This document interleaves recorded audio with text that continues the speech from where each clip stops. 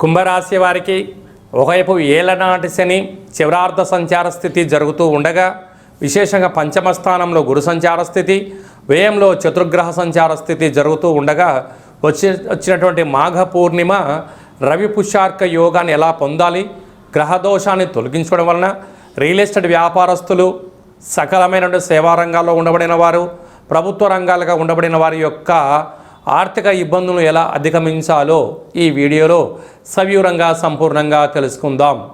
కుంభరాశిలో ఏ నక్షత్రాలు వస్తారుగా? ధనిష్ఠా నక్షత్రంలోని 3వ పాదం, 4వ పాదం, శతభిష నక్షత్రంలోని 4 పాదాలు, పూర్వభాద్ర నక్షత్రంలోని 1, 2, 3 పాదాలు కలిపితే కుంభరాశి.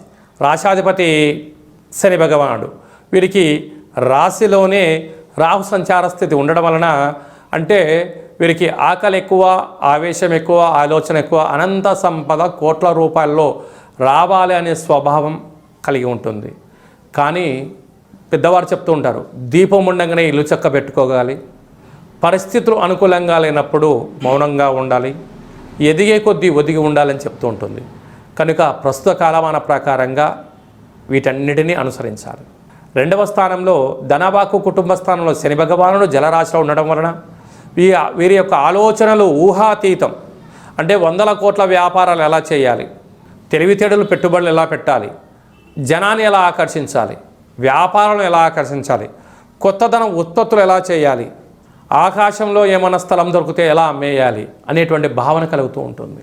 అంటే ఈ మధ్యకాలంలో మనం ఎలా చూస్తుంటాం, చంద్రమండలంలో స్థలాన్ని అమ్ముతాం, సముద్రపు గర్భంలో ఉండబడినటువంటి నిధి నిక్షేపాలను ఎలా బయటికి తీయాలి, అనగా సముద్రంలో ఏముంటాయి, చేపలు ఉంటాయి, రొయ్యలు ఉంటాయి, చాలా సంపద ఉంటుంది. అంటే షిప్లలో, అంటే సముద్ర గర్భంలో ఉండే వ్యాపారాలు చేయాలని ఉంటుంది. కానీ ఇప్పుడు అంత సరైన సమయం కాదు అని చెప్పి కూడా గమనించగలగాలి.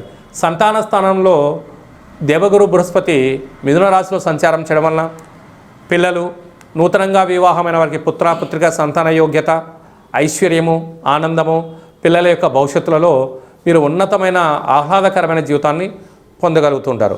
సప్తమంలో కేతు సంచార స్థితి ఉండడం వలన ప్రేమికులు చాలా జాగ్రత్తగా ఉండాలి, భార్యాభర్తల మధ్య అన్యోన్యంగా ఉండాలి, వివాహ ప్రయత్నాలు కలిసి రావడం, సువర్ణ ఆభరణాలు కొనుగోలు చేయడం, షేర్లు, పెట్టుబడులు, ఆకర్షణ, చాలా అద్భుతమైనటువంటి స్థితిగతులు ఉంటున్నాయి.